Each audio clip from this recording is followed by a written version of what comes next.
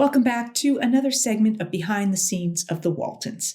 In honor of Will Geer's birthday, I have a very special guest, his daughter, Ellen Geer, who has not only had a tremendous career in her own right, including doing 2 episodes of The Waltons, but also she's going to talk about her wonderful father and what it was like being the daughter of Will Geer.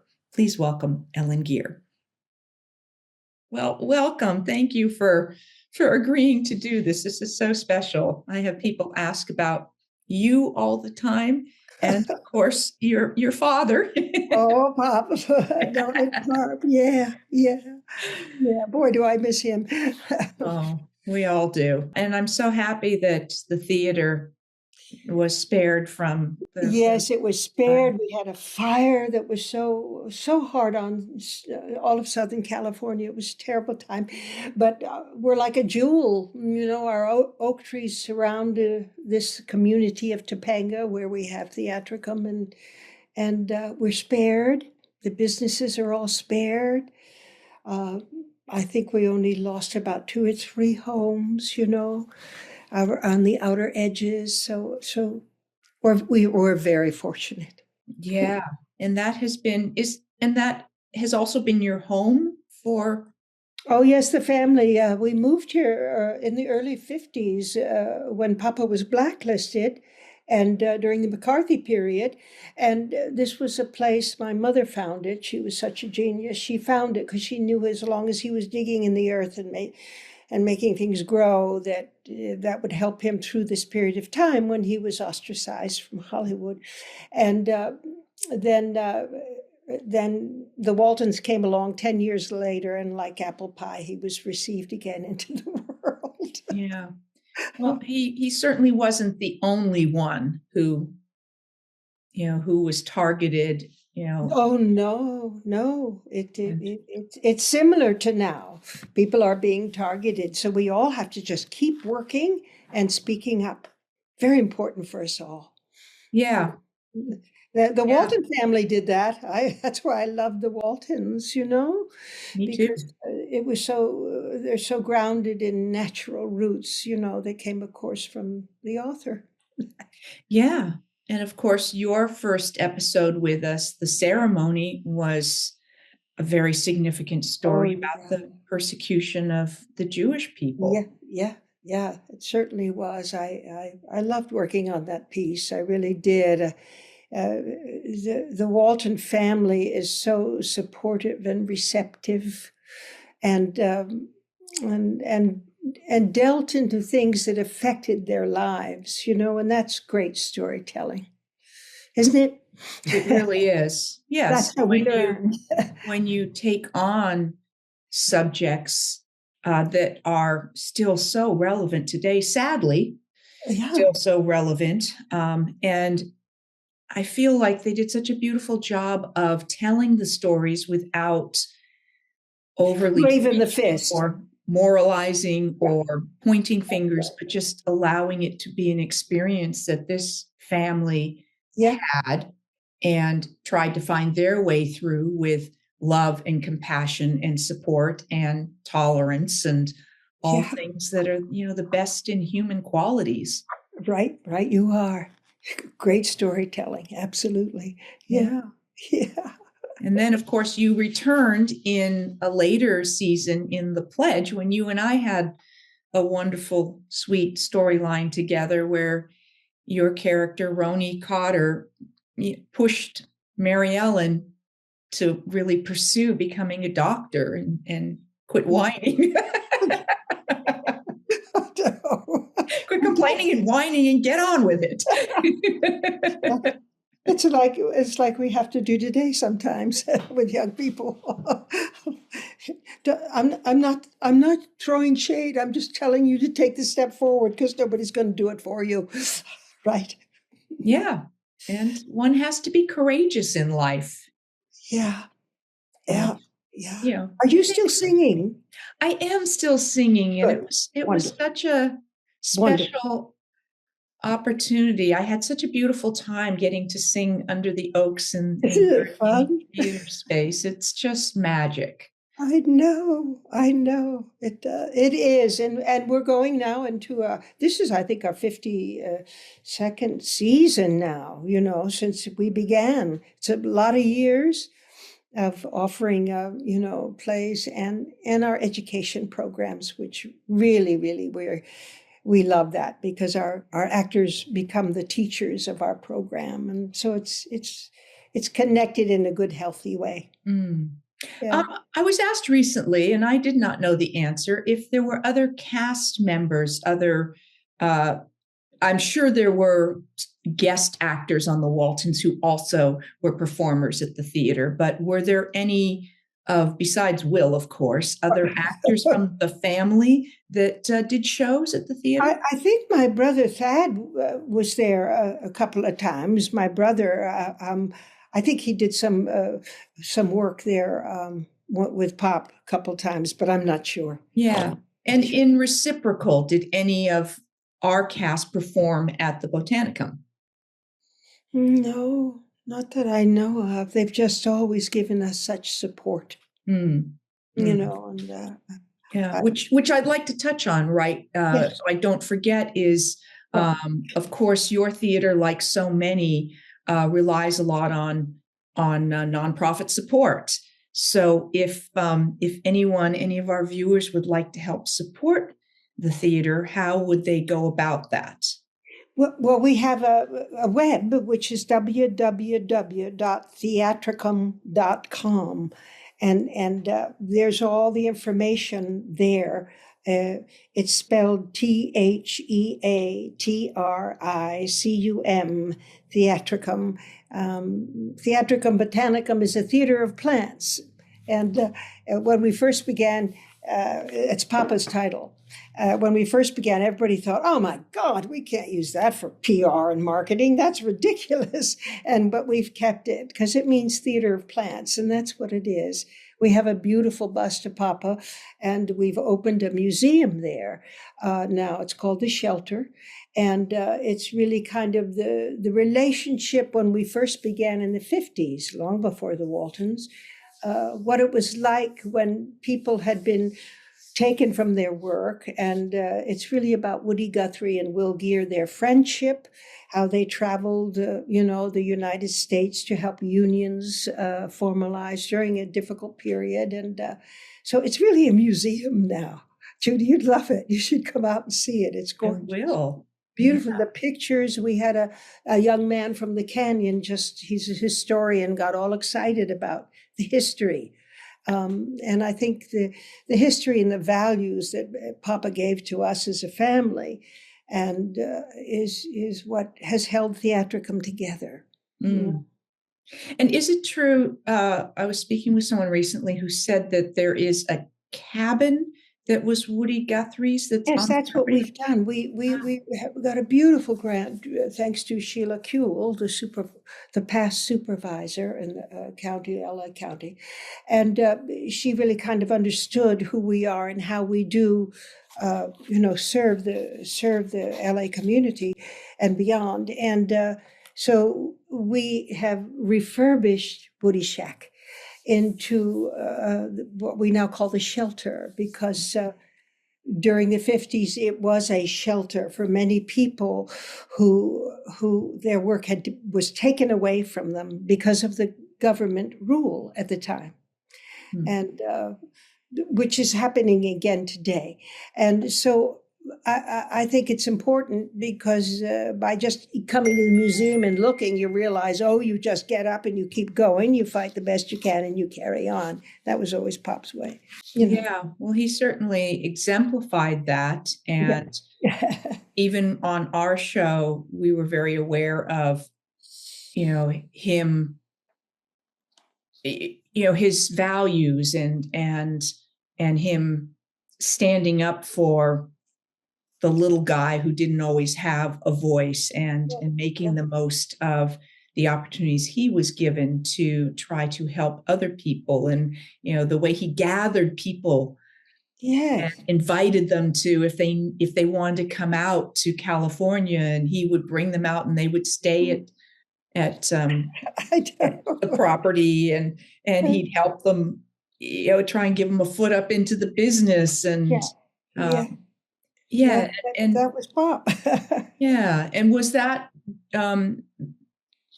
I'm thinking he was probably like that even before he went through what he went through, because Oh yeah, Pop was always bigger than life. If you think of the, especially in the 50s, you think of how fathers are supposed to be and all that sort of thing. That wasn't Pop. Pop was really reached out to everyone, and his family just loved tagging along and being as close as we could to this wondrous man who loved, nature, earth, all people.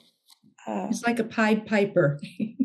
Yeah, he was. He was. I mean, I remember when he got a kind of, people would start to come out to the theater because Grandpa Walton was there, and it was his day off, and we all worried about him. So we would cover him up with the sycamore leaves so he could hide, and my mother would make dandelion tea for him and slip it under the leaves because he needed to be left alone.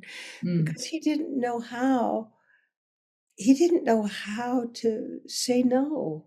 He was an optimist beyond. Yeah. There was those types of lessons that he was always imparting to us and to the rest of the cast, to appreciate what you had, to appreciate the work, and his own recognition that it could be taken away at any time, and so to value it, and not to be whining and complaining about it. Whining and complaining. Don't get too content. Just keep moving forward and collect the understanding of people. We're crazy. We're crazy.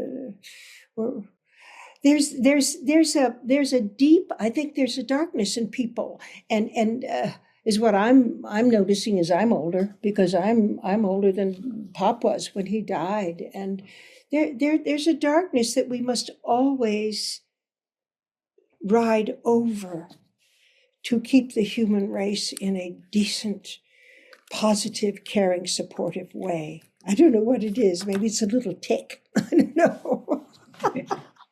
Yeah.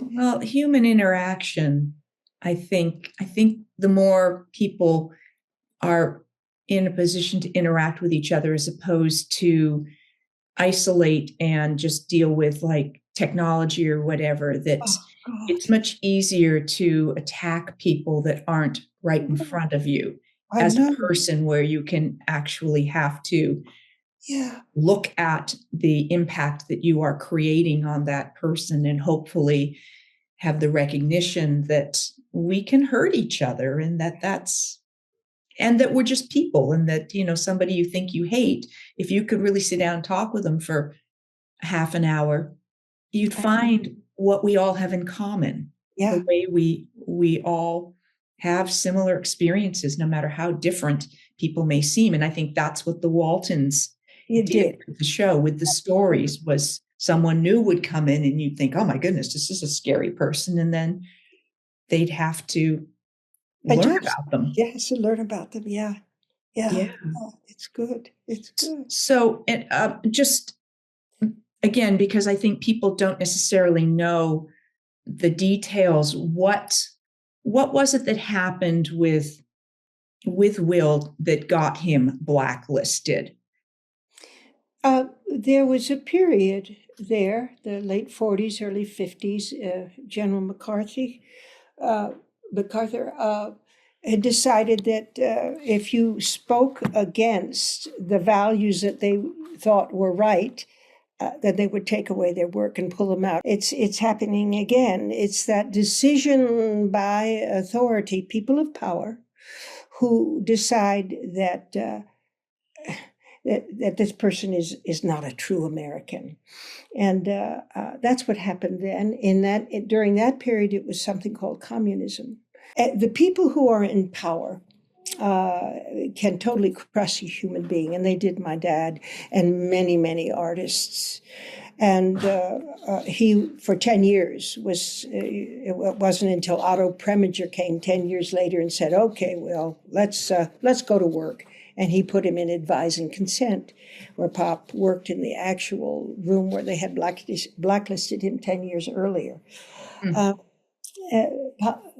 Pop never belonged to anybody or anything or any tree. He was an everyman, and but he would not name names, and that's what was going on then. For people to save themselves, they would name names. Yeah. But Not he had, he went on, he'd had a wonderful career before that, and then he had this wonderful career afterwards. Oh no, he's a worker, always was a worker, and kept working till the bitter end. I mean, how he went down, Mildred Mathias, who did the gardens there at UCLA. There are incredible gardens at UCLA. I don't know if you know about them, the botanical gardens, but they're beautiful. You walk down and in through beautiful plants. And of course, she knew Pop, and Pop knew her, and she was taking a bunch of people down to Costa Rica, way far down, and just to study the plants. And that's where Pop had his stroke, was down there.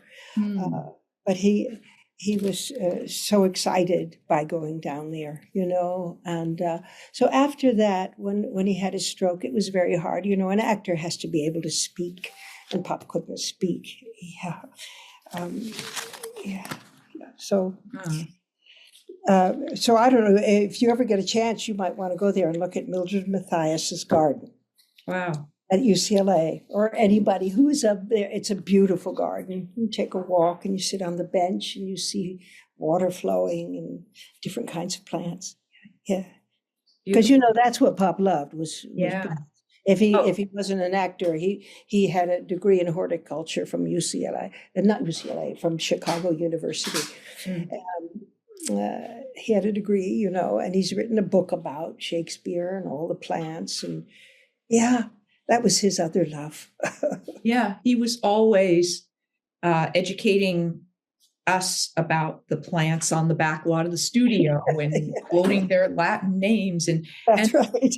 As I've been rewatching episodes now, I notice how often storylines and from his character perspective were talking about the land and really advocating for the land and the plants and the trees. And I don't know how much of that was, Earl was brilliant at taking who they were for real and incorporating aspects of each of us into the character. So I always felt that was built even more with Grandpa because of Will's own, and I've been asked. I know he ad-libbed at times, and someone said, "Oh, I heard that he said that 75% of his dialogue was ad-libbed," and I know that's not true.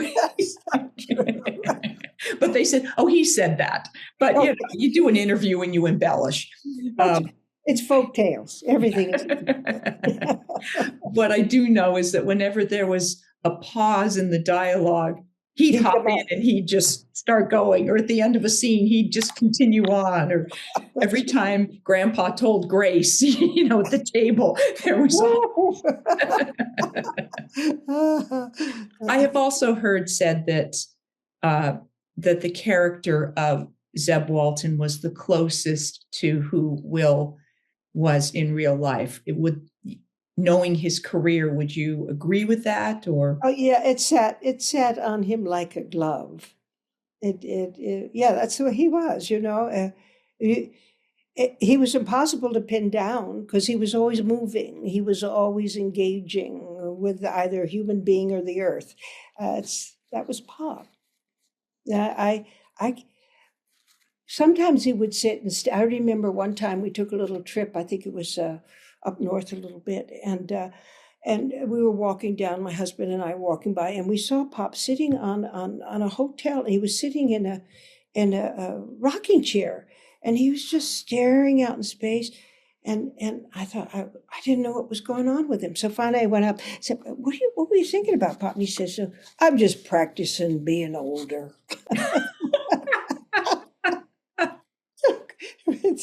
Oh, God.